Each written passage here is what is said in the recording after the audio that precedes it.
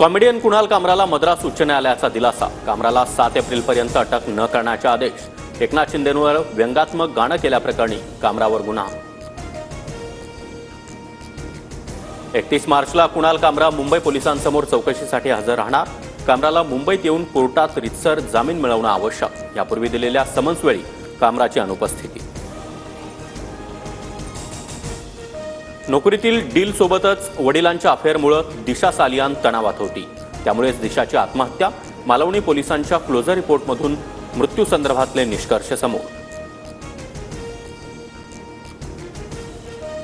लाडक्या बहिणींना 2100 रुपयांसाठी 5 वर्ष वाट पाहावी लागेल। हा पहिला अर्थसंकल्प होता। योग्य वेळी 2100 रुपये देऊ। शिवसेना नेत्या नीलम गोऱ्हेंचं वक्तव्य।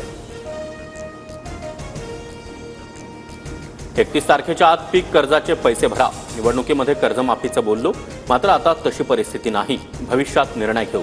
अर्थमंत्री अजितदादा स्पष्टच बोलले।